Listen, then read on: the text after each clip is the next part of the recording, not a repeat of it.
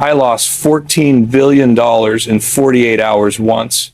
Most people would call that their worst nightmare. I call it Tuesday. But what happened 3 weeks ago in the banking sector made that loss look like pocket change. I'm talking about something that could wipe out entire generations of wealth, something that 97% of Americans have no idea is coming. And the scary part, the people running the show, the regulators, the central bankers, the treasury secretaries, they're using playbooks from 1933 that are about as useful as a flip phone in a data center. Let me tell you what I saw that made my blood run cold. I was sitting in a meeting with 7 of the largest institutional investors in America. These aren't retail investors panicking over TikTok finance advice. These are people who manage trillions with a T in assets. And every single one of them told me the same thing. They're pulling exposure from regional banks as fast as their compliance departments will let them. Not because they want to, because they have to, because the math doesn't work anymore. You want to know what's really happening in American banking right now? Forget what you see on CNBC. Forget the reassuring statements from the Fed. I'm going to tell you what nobody else will. And by the time I'm done, you're going to understand why I've quietly moved $112 billion in personal assets over the past 90 days. That's not a hypothetical number. That's real money, real movement. And there's a reason I'm doing it that has nothing to do with paranoia and everything to do with mathematics. Here's what you need to understand first. The banking system isn't complicated because bankers are smart. It's complicated because that complexity hides risk. I learned this lesson the hard way back in 2008 when Lehman Brothers collapsed. I had just launched Amazon Web Services and we were growing so fast I barely had time to breathe. Then one Monday morning, I wake up to news that a 158-year-old investment bank just evaporated. $639 billion in assets gone. And you know what shocked me most? Nobody saw it coming. Or more accurately, the people who saw it coming were ignored. Fast forward to today, and I'm seeing the exact same pattern. Actually, it's worse. Because this time, it's not just investment banks making stupid bets on mortgage-backed securities. This time, it's the entire commercial banking sector sitting on losses so massive they make 2008 look like a minor correction. Let me give you the numbers that should terrify you. U.S. banks are currently sitting on approximately $517 billion in unrealized losses on their securities portfolios. That's not my estimate. That's from the FDIC's own data as of the first quarter of 2025.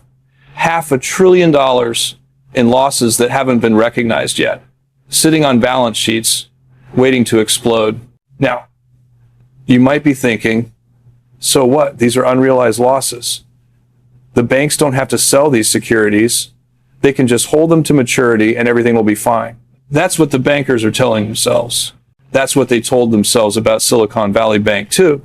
Right up until the moment it collapsed in 60 hours and became the second largest bank failure in American history. I remember that weekend in March of 2023 like it was yesterday. I was at Blue Origin watching a test flight when my phone started blowing up. SVB was imploding. $173 billion bank gone in less than 3 days. And it wasn't because they made risky loans. It wasn't because of fraud. It was because they didn't understand interest rate risk. They loaded up on long-term bonds when rates were at zero, and when the Fed raised rates faster than any time since 1980, those bonds became worth 70 cents on the dollar. Then depositors got scared, withdrew $42 billion in a single day, and the whole thing collapsed like a house of cards. You know what's crazy? SVB was just the beginning. First Republic Bank went down 2 months later. That was a $212 billion failure. Signature Bank collapsed the same week as SVB. These weren't tiny regional banks. These were major institutions. And the contagion was spreading so fast that regulators had to guarantee all deposits even above the FDIC limit of $250,000, just to stop the panic. That was a complete abandonment of the rules, by the way. They changed the game mid-crisis because they knew if they didn't, the entire regional banking sector would have collapsed within a week. Here's the part that keeps me up at night. Those problems never got fixed. They got papered over with emergency guarantees and Fed lending facilities. But the underlying math, the unrealized losses, the interest rate exposure, the mismatch between short-term deposits and long-term assets, all of that is still there. And it's getting worse. Let me walk you through what's actually happening right now, because this is where it gets interesting. Commercial real estate. You've probably heard that there's trouble in commercial real estate, but I don't think most people understand the scale. Office buildings are sitting at 30 to 40% vacancy in major cities. San Francisco, where I have offices, is a ghost town. Office attendance is stuck at 50 to 60% of pre-pandemic levels. Nobody's coming back 5 days a week. That's not changing. I'm not bringing people back. You're probably not going back full time. The hybrid work model won, and that means we need about 30 to 40% less office space than we did in 2019. Now, who do you think financed all those office buildings? Regional banks. Small and mid-sized banks hold approximately $1.7 trillion in commercial real estate loans. That's trillion with a T. And a huge chunk of those loans are about to go bad. We're talking about hundreds of billions in defaults over the next 3 years as buildings get revalued at 50 to 60 cents on the dollar. I'm watching this happen in real time with properties I own. A building I purchased in 2015 for $120 million, top tier property in a major market, just got appraised at $78 million. That's a $42 million loss. And my building is actually performing relatively well compared to others. The banks that made those loans are pretending everything is fine. They're doing what's called extend and pretend. The loan matures, the property owner can't refinance because the building is worth less than the loan amount, so the bank extends the loan rather than forcing a default and taking the loss. This works great until it doesn't. It's like playing musical chairs. And right now the music is still playing, but I can hear it starting to slow down. Here's where it connects to the unrealized losses I mentioned earlier.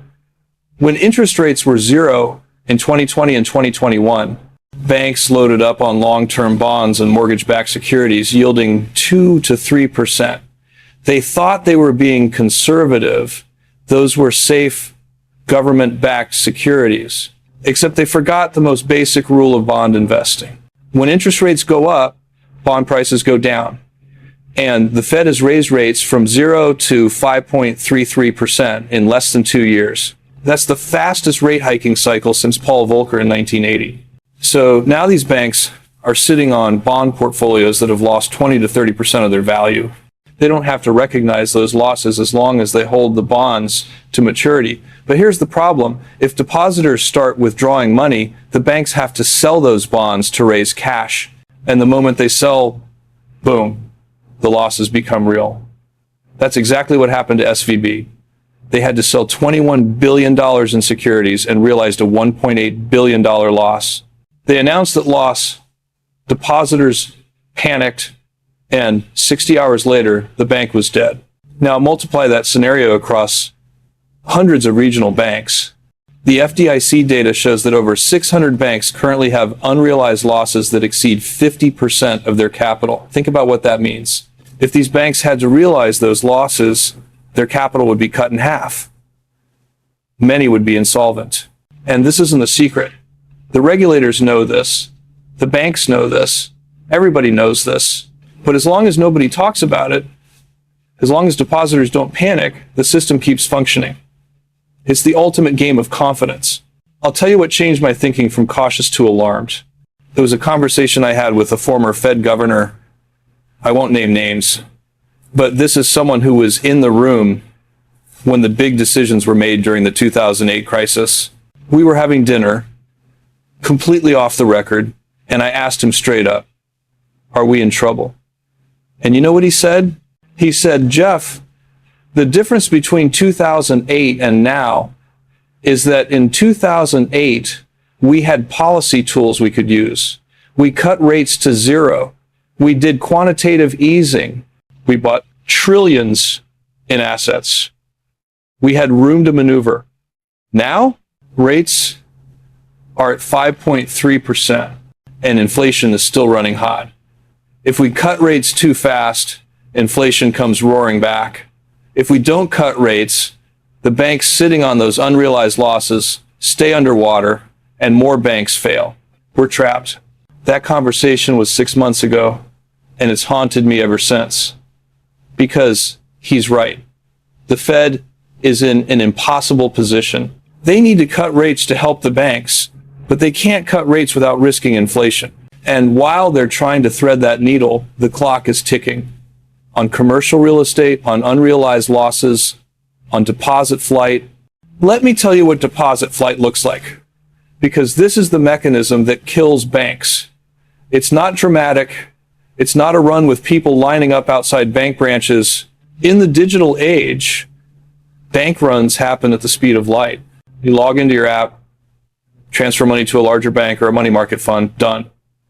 No lines, no panic, just quiet movement of billions of dollars. And it's already happening. Since March of 2023, regional banks have lost over $800 billion in deposits. Where did that money go? To the big banks. To JP Morgan, Bank of America, Wells Fargo. Because when you're scared about your money, you put it in a too big to fail institution. The government proved in 2008 and again in 2023 that they'll protect the giant banks no matter what. So depositors are being rational. They're moving money from smaller banks to bigger banks. This creates a doom loop. Small banks lose deposits. To replace those deposits, they have to pay higher interest rates. Higher interest rates squeeze their margins. Lower margins mean less profit, less capital. Less capital means more vulnerability. More vulnerability means more depositors leave. Round and round it goes. I've seen this pattern before, not in banking, but in retail.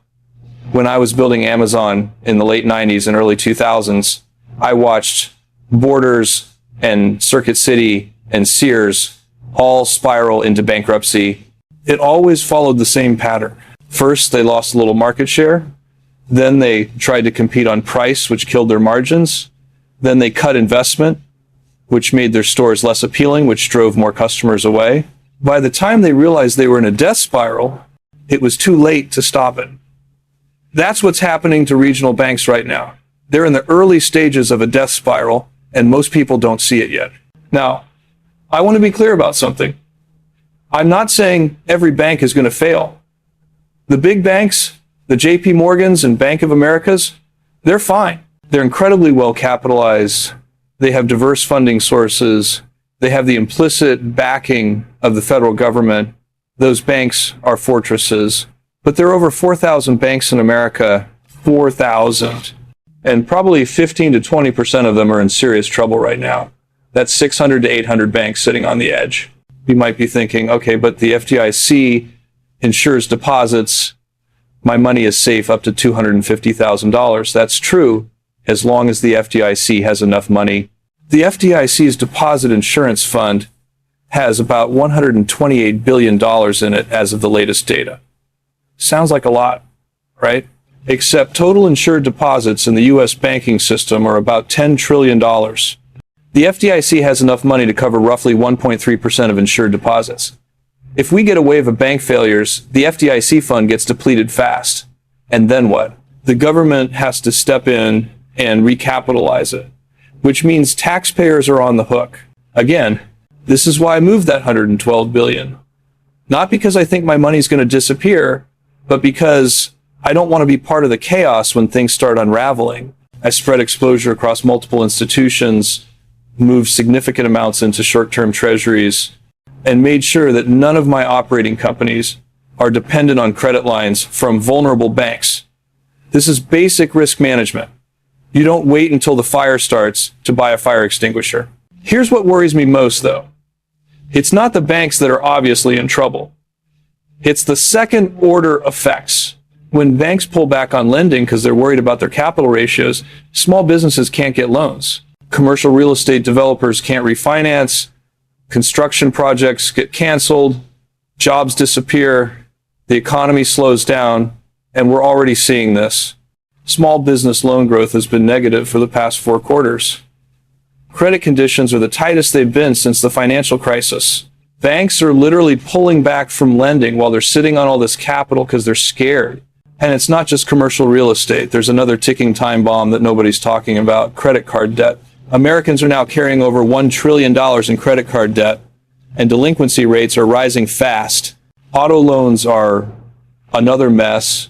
People bought cars during the pandemic at insane prices with 7, 8, 9-year loans at high interest rates.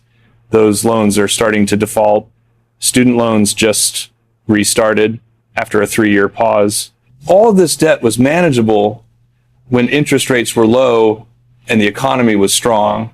But now rates are high and the economy is slowing, and all that debt is becoming a problem.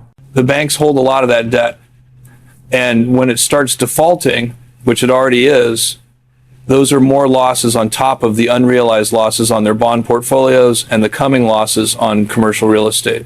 It's layers of risk stacked on top of each other, and the whole thing is wobbling. I learned something about risk when we were scaling AWS in the early days. You can handle one major problem. You can even handle 2 simultaneous problems if you're prepared. But when 3 or 4 problems hit at the same time, that's when systems break. That's when the complexity becomes overwhelming and you get cascading failures. Right now, the banking system is dealing with unrealized losses, commercial real estate defaults, deposit flight, consumer debt delinquencies, and a Fed that can't lower rates without risking inflation. That's 5 major problems simultaneously. The system isn't built to handle that. Let me tell you a story about how fast things can go wrong. In 2008, Bear Stearns was one of the largest investment banks in the world. On March 10th, they reported that everything was fine. They had adequate capital, strong liquidity, they were solid. 5 days later, on March 14th, they had to be sold to JP Morgan for $2 a share to avoid bankruptcy. 5 days from fine to dead. That's how fast confidence can evaporate in finance. The same thing happened with Lehman Brothers that September. On September 10th, they were publicly saying they were well capitalized. On September 15th, they filed the largest bankruptcy in American history. 5 days. In the modern digital banking world, it happens even faster. SVB went from solvent to insolvent in 60 hours. That's a weekend. You go home Friday, everything's fine. Come back Monday, your bank doesn't exist. Now, I'm not trying to scare you. Actually, that's not true. I am trying to scare you, because people need to understand the risk. But I'm also trying to help you prepare, because there are things you can do. The question is, what do you do when you know this is coming, but you don't know exactly when? Here's what I'm doing. First, I'm diversifying bank relationships. Don't keep all your money in one institution, especially if it's a regional or community bank. Spread it around. Use the big banks for a lot of your cash holdings because they're genuinely safer. Second, I'm keeping more in short-term treasuries and money market funds. These are extremely liquid and very safe. The yield is actually pretty good right now, over 5% on short-term treasuries. Third, I'm reviewing all lines of credit and making sure we're not dependent on any single institution for operating capital. If a bank gets shaky and freezes credit lines, I don't want to be caught unable to make payroll. But there's a deeper strategic question here that I've been wrestling with. What does the future of banking actually look like? Because this crisis, whenever it fully hits, is going to accelerate changes that were already happening. Traditional banking is dying, and most people in the industry are in complete denial about it. Think about what a bank actually does. It takes deposits and pays you a tiny amount of interest. It lends that money out at a higher interest rate and pockets the spread. It charges you fees for basic services. It's a middleman, and middlemen get disrupted. That's what Amazon did to retail. We eliminated the middleman between manufacturers and consumers. It's what Netflix did to video stores. It's what Uber did to taxis. Every industry that relies on being a middleman between supply and demand eventually gets disrupted by technology that connects supply and demand directly. Banking is ripe for this You're already seeing it with fintech companies. You can get a savings account with an online bank paying 5% interest while your traditional bank pays 0.1%. You can get a loan from a peer-to-peer platform faster and cheaper than from a bank. You can send money internationally using crypto or fintech apps for a fraction of what banks charge. You can invest, save, borrow, and manage your money without ever talking to a traditional bank. The only reason traditional banks still exist is regulatory protection and institutional inertia. Businesses need banks for payment processing, payroll, credit lines, but that's changing fast. Stripe handles payment processing better than banks. Gusto handles payroll. Alternative lenders provide credit. The core functions of banking are being unbundled and done better by specialized companies. When this crisis hits, and I think we're probably 18 to 24 months away from the real chaos, it's going to accelerate this unbundling. Small banks will fail. Mid-sized banks will merge or get acquired. The survivors will be the giant banks that are too big to fail and the nimble fintech companies that don't have legacy costs and bad assets weighing them down. Traditional regional banking is going to look very different in 5 years. Here's what really bothers me about this situation. It was completely avoidable. The Fed raised rates faster than they'd ever done before without thinking through the consequences for the banking system. Banks were allowed to load up on long-term bonds without proper risk management. Regulators saw the unrealized losses piling up and did nothing. Commercial real estate was obviously going to crater after the pandemic changed work patterns, but banks kept lending. Every part of this was predictable, and yet here we are. I think about this a lot in the context of how we run Amazon. We have a saying, customer obsession over competitor obsession. Focus on what customers need, not on what competitors are doing. The banking industry does the opposite. They focus on regulatory compliance and quarterly earnings and copying what other banks do. They don't actually think about what customers need or how the world is changing. And now they're paying the price. I'll give you a specific example. When COVID hit in 2020 and everyone started working from home, it was immediately obvious that office space demand was going to collapse. Within 3 months, you could see the trend.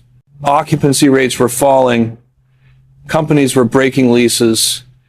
Tech companies like mine were announcing permanent remote work policies. If you were a bank making commercial real estate loans, that was your signal to stop, to stress test your portfolio, to demand higher equity from borrowers, to protect yourself. But most banks just kept lending like nothing had changed. They couldn't believe that the old patterns were gone forever, so they pretended it was temporary. That's not how you survive disruption. That's how you die. I've spent 40 years now building businesses, and the single biggest lesson I've learned is this. The world changes faster than institutions can adapt. Amazon survived and thrived because we were willing to change faster than the world changed. We cannibalized our own business models before someone else could. We invested in new technologies and business lines even when they didn't make sense short term. We were stubborn on vision but flexible on details. Traditional banks are the opposite. They're flexible on vision, whatever makes the most profit this quarter, but stubborn on details. We've always done it this way. That's why I think 20 to 30% of American banks won't exist in 5 years. Not because I want them to fail, but because they're fundamentally unable to adapt fast enough to a changing world. And the crisis that's coming, the one that's already started but most people don't see yet, is going to be the forcing function that accelerates their demise. You know what's ironic? The banks that are going to survive this aren't the ones with the best risk management or the smartest executives. They're the ones that are too big to fail and will get bailed out no matter what. That's not capitalism. That's cronyism. The big banks can take enormous risks because they know the government will save them. The small banks try to be conservative and still fail because they don't have the same protections. The game is rigged, and everyone knows it, and nobody has the political will to fix it. I remember when the Dodd-Frank Act passed after the 2008 crisis. It was supposed to fix all these problems. Too big to fail was supposed to be over. Banks were supposed to have more capital, better risk management, stricter oversight. And for a few years, it worked. Banks were more careful, capital ratios improved, but then memories faded, regulations got weakened, the same behaviors came back, and here we are facing another crisis that looks a lot like the last one, just with different specifics. There's something else I need to tell you about, because it's related and most people don't connect the dots. The commercial real estate crisis isn't just about office buildings. It's about shopping malls, retail locations, hotels. E-commerce has been killing retail for 20 years. COVID accelerated it by 5 to 10 years. Malls that were struggling are now dead. Retail chains are closing thousands of locations. Hotels in secondary markets are failing. All of that real estate was financed with debt, bank debt, and it's all going bad at the same time. I watch this from a unique perspective because Amazon is one of the reasons retail real estate is collapsing. Every dollar spent on Amazon is a dollar not spent at a mall. I'm not apologetic about that. We gave customers what they wanted: better selection, better prices, better convenience. But I also see the consequences. Tens of thousands of retail locations empty, billions in commercial real estate loans that will never be repaid. Banks that finance the old retail economy getting crushed as that economy disappears. This is creative destruction, and it's necessary. The old retail model was inefficient. It wasted real estate, energy, human capital. The new model is better for consumers and better for the economy long term. But the transition is going to be brutal for the institutions that finance the old model, and that's the banks. Let me give you some numbers that should terrify you. Regional banks hold approximately 70% of all commercial real estate loans in America. That's about $2.3 trillion. Industry estimates suggest that 20 to 30% of that, so roughly $500 to $700 billion, is at serious risk of default over the next 3 years. Banks typically have loan loss reserves of 1 to 2% of their loan portfolio. So they're reserved for 23 to 46 billion in losses, but they're looking at potential losses of 500 to 700 billion. The math doesn't work. When those losses hit, a lot of banks are going to be insolvent. The regulators know this. They're doing stress tests and emergency planning and hoping they can manage it gradually. But here's the thing about financial crises. They don't happen gradually. They happen suddenly. Everything seems fine until it isn't. Confidence is a binary thing. You either have it or you don't. And once depositors lose confidence in the banking system, no amount of reassurance from regulators can bring it back. You need action.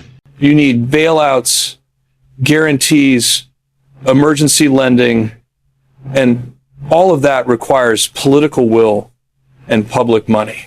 I'm not sure we have the political will this time. After 2008, there was broad consensus that the financial system couldn't be allowed to collapse. Democrats and Republicans came together, held their noses, and passed TARP. They guaranteed bank debt. They recapitalized institutions. It was ugly and unpopular, but it worked. Now, the political environment is so toxic, I'm not sure Congress could agree to save the banking system even if it was clearly necessary. The populist right hates bailouts. The progressive left hates big banks. The center is too weak to force consensus. If we have a crisis, the political response is going to be chaotic and delayed, and that's going to make everything worse. This keeps me up at night more than the financial mechanics. We have a banking system with serious structural problems, a Fed with limited tools to fix it, and a political system that's too dysfunctional to respond effectively. That's a recipe for disaster. The last time we had this combination was the Great Depression. I'm not predicting another Great Depression, but I am saying the risk is higher than most people realize. So what happens next?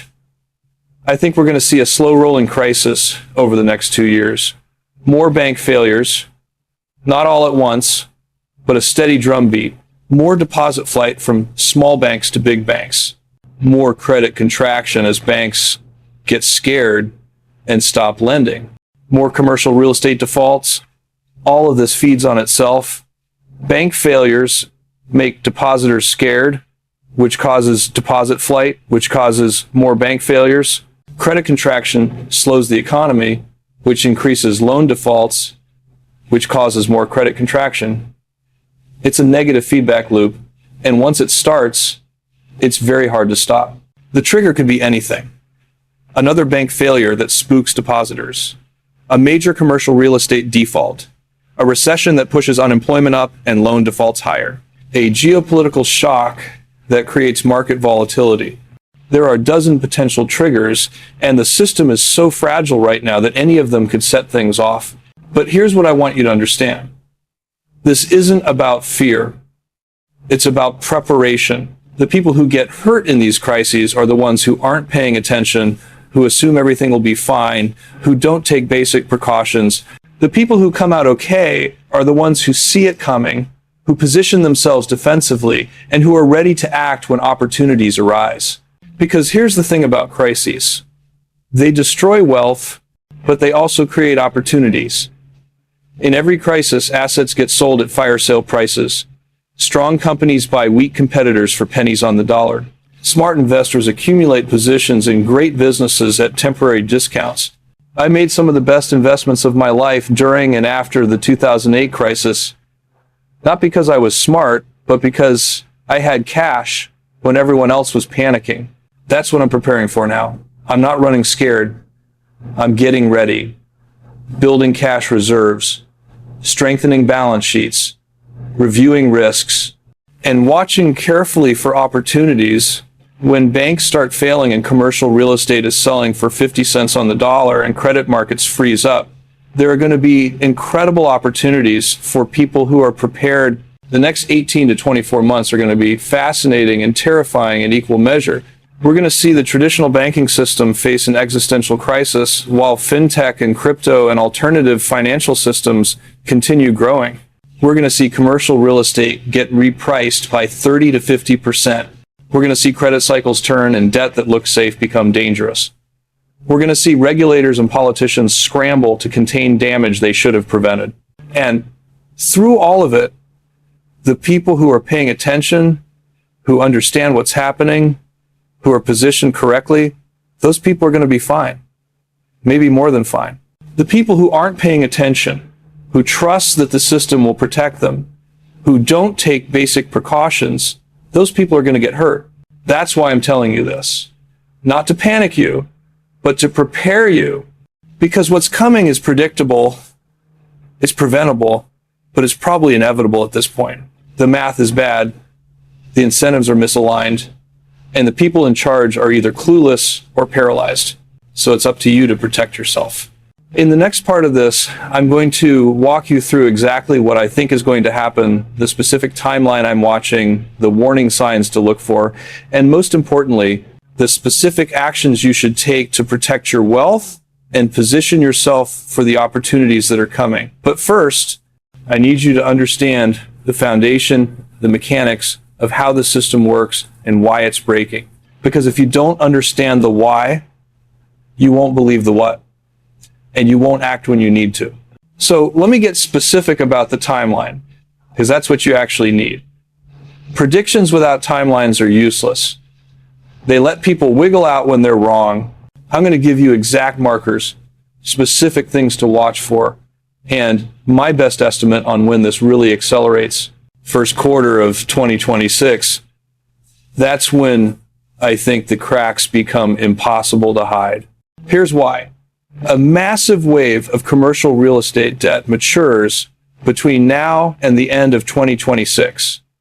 We're talking about over $1 trillion in loans that need to be refinanced. In a normal environment, that's routine. The building gets reappraised, the loan gets extended or refinanced, everyone moves on. But these aren't normal times. These buildings are worth 30 to 50% less than they were when the original loans were made. The banks can't refinance at the old values without taking massive losses. The building owners can't come up with the equity gap. So what happens? Defaults. Lots of them. I've already seen this starting. A portfolio of office buildings in downtown Chicago just defaulted on $870 million in debt. The lender, a regional bank, is going to take a $400 million loss. One building portfolio, 400 million gone. Now multiply that across thousands of properties nationwide. The first quarter of 2026 is when the maturity wall really hits, and that's when you're going to see default announcements accelerating. Watch for these specific warning signs. When you start seeing weekly announcements of commercial real estate defaults over $100 million, that's your signal. We're at maybe 1 or 2 per month right now. When it jumps to 1 or 2 per week, the contagion is spreading. When major REITs, real estate investment trusts, start cutting dividends or suspending them entirely, that's another major signal. REITs are required by law to distribute 90% of their income as dividends. If they're cutting dividends, it means the income isn't there, the properties aren't cash flowing. That's a red flag the size of Texas. Another thing to watch, bank stock prices, specifically the regional bank ETF, ticker symbol KRE. When KRE drops below its March 2023 lows, below the level it hit during the SVB crisis, that's telling you the market has lost confidence in regional banks again. We're not quite there yet. It's been bouncing around, showing volatility, but it hasn't broken those lows. When it does, and I think it will by mid-2026, that's going to trigger deposit flight. Retail investors watch their portfolios. When they see their bank stock down 40, 50%, they start moving their deposits. It's a self-fulfilling prophecy.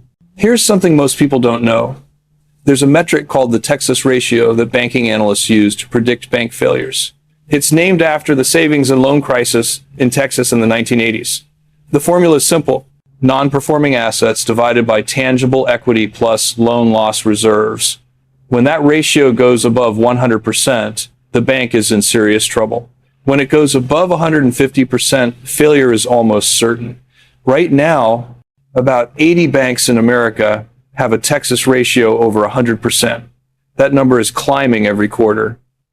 By mid-2026, I expect over 200 banks will be above that threshold. That's when the FDIC is going to be overwhelmed. The FDIC can handle a few bank failures a year. They've got processes, they've got experience, they can manage the closures and sales in an orderly way. But when you've got dozens of banks failing simultaneously, the system breaks down. There aren't enough healthy banks to acquire the failed ones. The FDIC's insurance fund gets depleted. That's when you get emergency measures, emergency guarantees, maybe another TARP-style program. But this time, I'm not confident Congress acts fast enough. Let me tell you about a meeting I had 6 weeks ago that crystallized my thinking on this. I can't name the person, but it was a former Treasury Secretary, someone who was in the room during the 2008 crisis. We were talking about the current situation, and I asked him point blank, if we have another systemic crisis, can the government respond the way it did in 2008? And he paused for a long time. Then he said something I'll never forget. He said, Jeff, in 2008, we had Hank Paulson on his knees in front of Nancy Pelosi begging for TARP. We had Ben Bernanke telling Congress the economy would collapse without action. We had unanimous agreement from serious people that we had to act. And even then, the House voted down TARP the first time. It took the stock market dropping 700 points in a day for them to pass it on the second vote. Now, I don't see who plays Paulson's role. I don't see who has the credibility with both parties. I don't see the institutional trust that allows for fast action. We're much more fragile politically than we were then. That conversation haunts me. Because he's right. The machinery that saved the financial system in 2008 doesn't exist anymore. The political polarization, the populist anger at banks and bailouts, the institutional distrust, all of it means that when we need fast action, we're going to get chaos and delay. And in a financial crisis, delay is death. Every day of uncertainty, deposits flee, credit freezes, markets panic. You need decisive action immediately. I don't think we're capable of that anymore. So here's my timeline. First quarter 2026, commercial real estate defaults accelerate. Second quarter 2026, bank failures increase, multiple banks per month instead of one or two per year. Third quarter 2026, a major regional bank fails, something bigger than SVB. I'm talking about a bank with 300 to 500 billion in assets. That's your watershed moment. That's when general depositors, not just sophisticated investors, start questioning whether their money is safe. Fourth quarter 2026 into 2027, deposit flight accelerates, credit markets freeze, the economy tips into recession if it's not already there, and we're in full crisis mode. Now, could I be wrong on timing? Absolutely. This could happen faster if we get a trigger event, a geopolitical shock, a major recession, a black swan nobody sees coming. It could happen slower if the Fed manages to engineer a soft landing and gradually lower rates without reigniting inflation. But the direction is set. The math is inexorable. The only question is whether this unfolds over 18 months or 36 months. Here's what you need to do, and I'm going to be very specific. First, audit your banking relationships right now. Where's your money? If you have more than $250,000 in any single institution, you need to think hard about that. The FDIC insurance limit is $250,000 per depositor per bank. Above that, you're unsecured. If the bank fails and there's not a full bailout, you could lose money above that limit. I know people who lost millions when SVB failed because they had operating accounts with balances way above the FDIC limit. The government ultimately made them whole, but there were 72 hours of absolute terror when nobody knew what was going to happen. Spread your deposits across multiple institutions. Use the big banks for a lot of your holdings. JP Morgan, Bank of America, Wells Fargo. I know people hate big banks, I get it, but they're systemically important. The government will not let them fail. Period. That's just reality. If you want safety, that's where you put money you can't afford to lose. For amounts above $250,000, consider treasuries, directly treasury money market funds, or FDIC insured sweep programs through brokerages that spread your money across multiple banks automatically. Second, look at your investments. If you own bank stocks, especially regional bank stocks, you need to have a very clear thesis on why you own them and at what price you're wrong. I'm not saying sell everything, but I am saying have a plan. Know your exit points. If you're holding bank stocks because they've been in your portfolio forever and you haven't thought about them, think about them now. Some of these banks aren't going to exist in 2 years. If you own commercial real estate, either directly or through REITs, same thing. Have a plan. Office REITs are going to get crushed. Retail REITs are going to struggle. Industrial and residential have better fundamentals, but even they're going to face headwinds if the economy weakens. The days of REITs being safe income investments are over for the next few years. You need to be selective and tactical, not passive. Third, and this is crucial, review your credit situation. If you have variable rate debt, consider refinancing to fixed rate now while you still can. If you have loans from regional banks, understand that those credit lines could get pulled or not renewed when they come up for renewal. Banks that are worried about their capital ratios start by pulling credit. They don't want new risk exposure. If your business depends on a credit line from a vulnerable bank, line up alternatives now. Don't wait until the bank tells you they're not renewing. By then, it's too late. Fourth, build liquidity. Cash reserves, short-term treasuries, assets you can convert to cash quickly without big losses. In a crisis, liquidity is everything. Companies fail not because they're unprofitable, but because they run out of cash. Individuals get forced to sell assets at the worst possible time because they need money for expenses. The people who survive crises are the ones who have enough liquidity to wait out the storm and enough capital to buy when assets are cheap. I keep coming back to 2008 and 2009 because that's the template. I was running Amazon through that crisis. And let me tell you, it was terrifying. Credit markets froze. We had a $20 billion business that required constant access to short-term financing for inventory, for operations. Suddenly, our banks were scared. They didn't want to extend credit. We had to scramble to line up alternative financing, to build bigger cash cushions, to cut expenses we didn't think we'd need to cut. We survived because we acted fast and we had a strong balance sheet. But I watched competitors who were over-leveraged just disappear. Circuit City, Linens and Things, Sharper Image, gone. Not because their business models were terrible, though some were, but because they couldn't get the financing they needed to stay operational. That's going to happen again. Businesses that look fine on paper are going to fail because they can't get credit. Commercial real estate owners are going to lose properties because they can't refinance debt.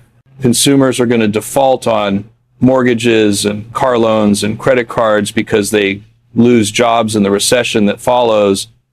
It's all connected and it all feeds on itself. Now, let me talk about the opportunities, because this isn't all doom and gloom. In fact, for people who are prepared, the next few years could be incredibly lucrative. Every crisis creates massive wealth transfer from the unprepared to the prepared, from the panic to the patient, from the leverage to the liquid. I'm going to tell you exactly how I'm thinking about this. Commercial real estate is going to be on sale. Office buildings in good locations, Class A properties that are empty right now, are going to be available at 50 to 60 cents on the dollar, maybe less. Now, you can't just buy an empty office building and make money. You need to have a plan. But if you can repurpose these buildings, convert them to residential, to data centers, to laboratories, to mixed use, there's going to be enormous value created. I'm already looking at opportunities. Amazon needs data center space for AWS. We need it everywhere, and we need it now. Buying struggling office buildings and converting them to data centers at post-crash prices could be one of the best investments we make this decade. Residential real estate in good markets is going to correct but not collapse. People need places to live. Population is still growing. Household formation is still happening. Yes, mortgage rates are high. Yes, affordability is terrible, but those things are cyclical. When rates come down, and they will eventually, residential real estate in good locations with good fundamentals will recover. If you can buy quality residential properties during the panic, you're going to do very well long term. Bank stocks. The big banks are going to get even bigger and more dominant. They're going to acquire failed regional banks for pennies on the dollar with government assistance. JP Morgan is going to come out of this stronger than ever. Bank of America, Wells Fargo, same thing. If these stocks get hammered in a general panic, and they will, that's a buying opportunity. The big banks are fortresses. They're going to survive, and they're going to consolidate the industry. 10 years from now, the U.S. banking system is going to be even more concentrated in the hands of a few mega banks. I don't love that from a policy perspective, but from an investment perspective, owning those banks at crisis prices is smart. Technology companies with strong balance sheets, this is where I'm most excited. There are incredible technology companies out there with little to no debt, huge cash reserves, and business models that are essential to the modern economy. If we get a general market panic and these companies' stocks drop 30, 40, 50%, you buy them hand over fist. Microsoft, Google, Amazon, obviously, Meta, the well-run enterprise software companies, these businesses are going to be fine. They might see revenue growth slow, but they're not going away. And they're going to come out of the crisis stronger because they'll be able to invest while competitors pull back. The companies I want to own in a crisis are the ones with pricing power, with recurring revenue, with network effects, with high switching costs, software as a service businesses where customers can't easily leave, payment processors where they're embedded in the infrastructure, cloud infrastructure where the world is becoming more dependent on it every day. These businesses might see some turbulence, but their long-term trajectories are intact. When you can buy pieces of these businesses at 20 or 30% discounts because the market is panicking, that's when you back up the truck. Here's the mental model I use. In every crisis, there are three types of assets. Assets that are permanently impaired, their fundamental value has been destroyed. Think Lehman Brothers in 2008, or a mall in a dying town. those assets are worth zero or close to it. Don't try to catch that falling knife. Then there are assets that are cyclically impaired. Their value has dropped because of temporary conditions, but the fundamental business or asset is fine. Office buildings in Manhattan are cyclically impaired. Manhattan isn't going away. Buildings in prime locations have value. You just need to wait out the cycle or find a new use. And third, there are assets that are incorrectly priced due to panic. The business is completely fine, growing, profitable, but the stock price crashed because everyone's selling everything. Those are the ones you want to buy. The key is being able to distinguish between these three categories. That requires analysis, patience, and courage. You need to analyze the fundamentals and understand what's really broken versus what's temporarily impaired versus what's just mispriced. You need the patience to wait for the right prices and not jump in too early. And you need the courage to buy when everyone else is selling and the news is terrible and your stomach is telling you to run. I learned this lesson viscerally in 2008 and 2009. In November of 2008, Amazon stock was trading around $35 per share. The company was fine. We were growing. We were profitable. But the market didn't care. Everything was going down. I didn't have a lot of personal liquidity at the time because most of my wealth was in Amazon stock, but I bought every share I could. I borrowed against my other holdings to buy more Amazon. People thought I was crazy. The stock dropped to $30. Then it recovered. Today, it's worth over 40 times what it was then. That's the power of buying great businesses at crisis prices. But here's the thing. I could only do that because I knew Amazon's business intimately. I knew we were going to be fine. I knew the panic was creating opportunity. If you don't have that conviction about a business, don't buy it during a crisis.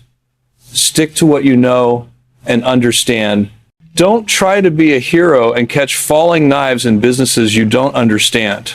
Let me tell you about another aspect of this that most people completely miss. The regulatory response is going to reshape the financial system for a generation. After 2008, we got Dodd-Frank, stress tests, capital requirements, the Volcker rule. These regulations completely changed how banks operate. Some of it was good, some of it was excessive. But the point is, the regulatory environment shifted massively. The same thing's going to happen after this crisis. I think we're going to see a major push to break up big banks. Not because it makes economic sense, but because it makes political sense. Populists on both the left and the right hate big banks. If we have another crisis where the government has to bail out the big banks again, the political backlash is going to be enormous. I could see a scenario where JP Morgan gets forcibly broken up into 3 separate entities. Bank of America gets split. This would be terrible policy, in my opinion, because it would fragment capital and reduce the stability of the system. But politically, it might be unavoidable. I also think we're going to see huge growth in alternative financial systems. Fintech companies, crypto, decentralized finance. When people lose trust in traditional banks, they look for alternatives. The 2008 crisis led to the creation of Bitcoin and the entire cryptocurrency movement. People wanted money that wasn't controlled by central banks and governments. This crisis is going to accelerate that trend. I'm not a crypto true believer. I think a lot of it is speculative nonsense. But I do think there's going to be real innovation in creating financial systems that are more transparent, more efficient, and less dependent on legacy banking infrastructure. The Federal Reserve is going to get a major overhaul. There's going to be congressional hearings, investigations, calls for reform. The Fed's dual mandate of stable prices and maximum employment is going to get questioned. There might be calls to add financial stability as an explicit third mandate. The Fed's independence might get challenged. I think that would be a huge mistake. An independent central bank is crucial for long-term stability. But in the heat of crisis, when people are angry and looking for scapegoats, bad ideas gain traction. Here's something that really concerns me. We might see the return of capital controls if we get a full-blown crisis and the dollar starts losing value rapidly. There could be political pressure to restrict capital outflows.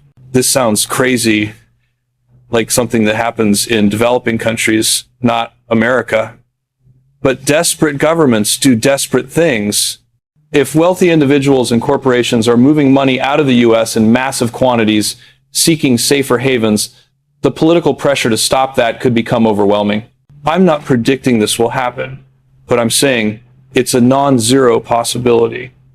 And if it does happen, you want your assets positioned before the controls go into place, not after. I've been slowly diversifying some holdings internationally, not because I think the U.S. is doomed.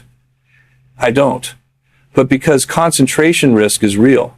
If 100% of your wealth is in dollar-denominated assets in U.S. institutions and something goes seriously wrong, you're exposed. Having some assets in other currencies, other jurisdictions, other systems, that's just prudent diversification. I'm looking at real estate in London, in Singapore. I'm looking at businesses in Europe and Asia, not as a bet against America, but as insurance against unlikely but high-impact scenarios.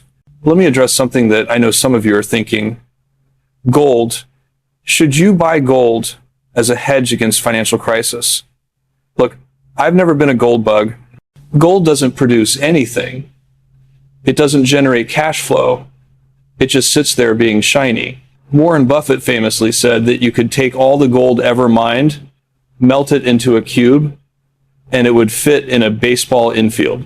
And all it would do is sit there while the same money invested in productive assets would generate returns. I generally agree with that view. That said, in a crisis of confidence in the financial system, gold does tend to hold value or appreciate.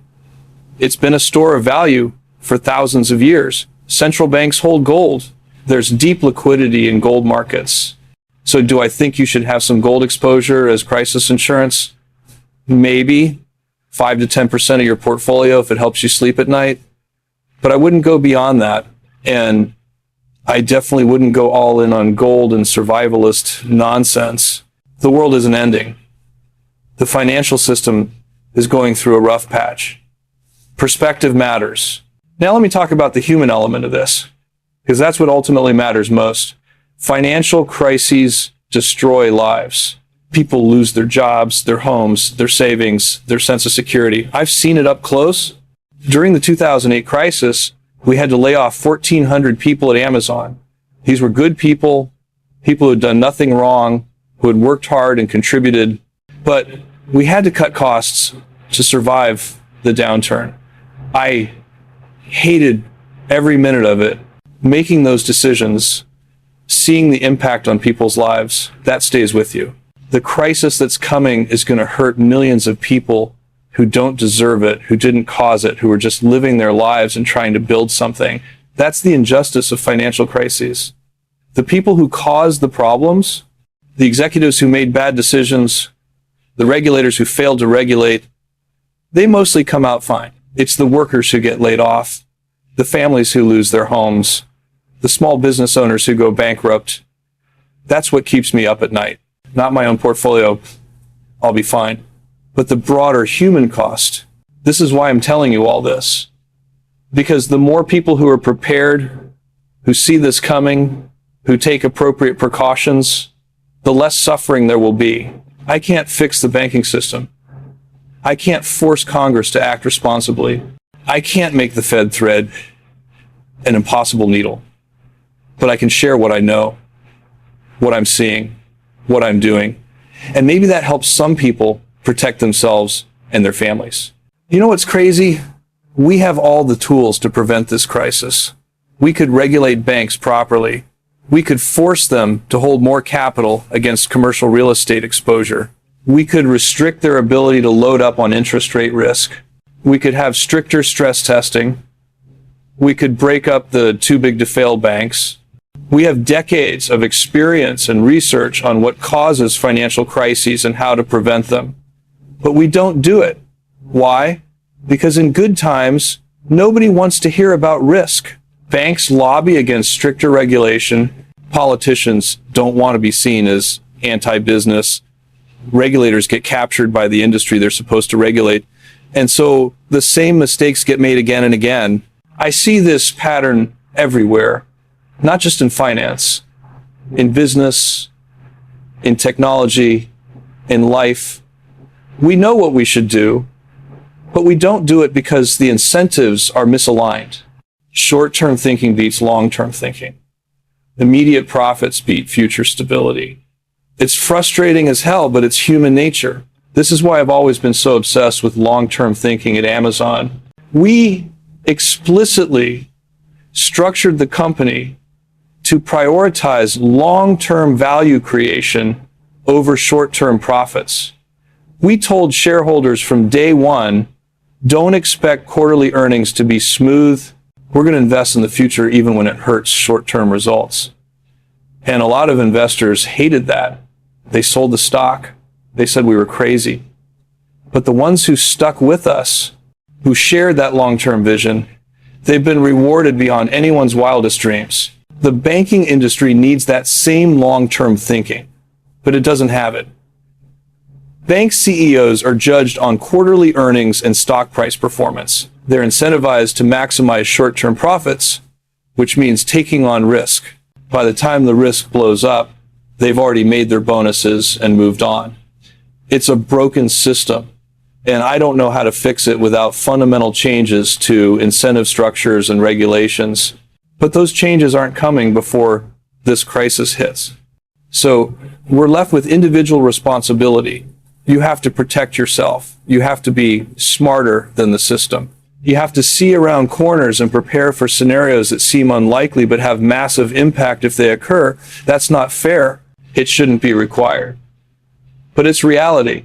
Here's my final thought on the timeline and preparation. We're in the late stages of a cycle. The signs are everywhere if you know where to look. Unrealized losses, commercial real estate stress, deposit flight, credit contraction, political dysfunction. All the ingredients are in place. The only question is the timing of the catalyst. It could be next month. It could be next year, but it's coming. Between now and the end of 2027, we're going to see a major restructuring of the American banking system. Some banks will fail, some will merge, some will get acquired by stronger players. The survivors will be the too big to fail institutions and a handful of well-run regional banks that manage their risks properly. The banking landscape in 2030 is going to look very different from today. For you, the individual, the next 6 to 12 months are crucial. This is your window to prepare. Audit your banking relationships, build liquidity, review your debts and refinance if appropriate. Position your investments for both defense and eventual offense. Don't panic, but don't be complacent. The middle path is preparation. And remember, I've lived through multiple crises. The dot-com crash of 2000 through 2002, where we saw the NASDAQ drop 78% and hundreds of internet companies disappear. The 9/11 attacks and the economic shock that followed. The 2008 financial crisis. The COVID pandemic and the chaos of 2020. Each time, the people who panicked and sold everything did terribly.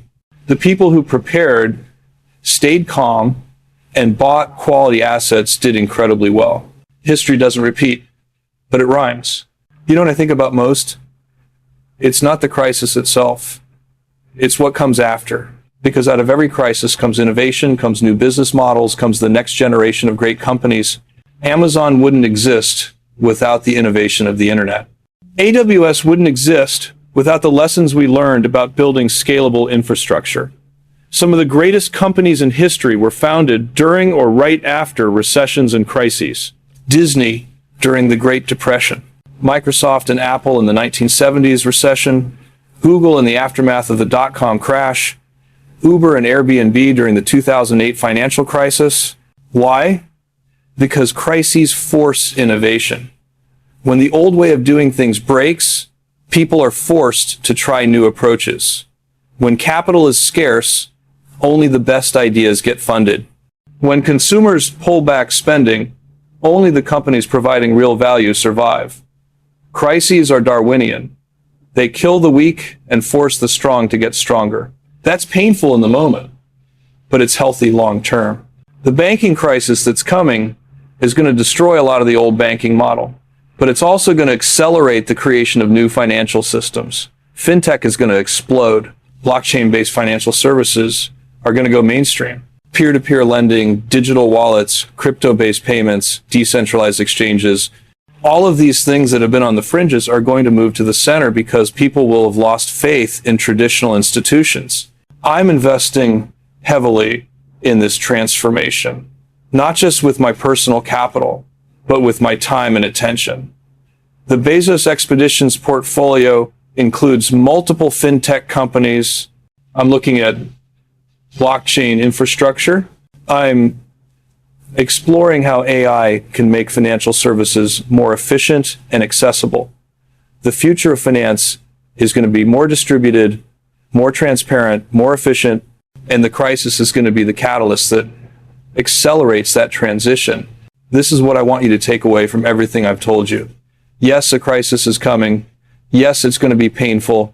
Yes, a lot of people are going to get hurt, but it's not the end of the world. It's a transition. And in transitions, there are always opportunities for those who are prepared and those who are willing to build the future rather than cling to the past. I'm 70 years old now.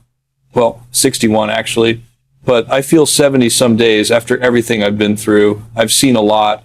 I've built one of the most valuable companies in the world starting from my garage with borrowed money and a crazy idea about selling books on the internet. I've failed more times than most people try. I've succeeded beyond my wildest dreams. And through it all, one lesson has been absolutely consistent. The future belongs to the builders, not the pessimists, not the cynics, not the people who sit around complaining about how things are broken. It belongs to the people who see what's broken and build something better. The banking system is broken. Okay, so let's build better financial systems. Commercial real estate is broken. Okay, so let's build better real estate or repurpose what exists. The economy is facing a crisis. Okay, so let's prepare for it, survive it, and build better businesses on the other side. I didn't build Amazon by being afraid. I built it by being realistic about risks, preparing for downside scenarios, but staying optimistic about what was possible and executing relentlessly toward that vision. That's what I'm doing now. I see the banking crisis coming. I'm preparing for it. But I'm also excited about what comes after, about the innovation that will emerge, about the companies that will be built, about the systems that will be created to replace what's failing. You should have that same mindset. Be realistic about the risks.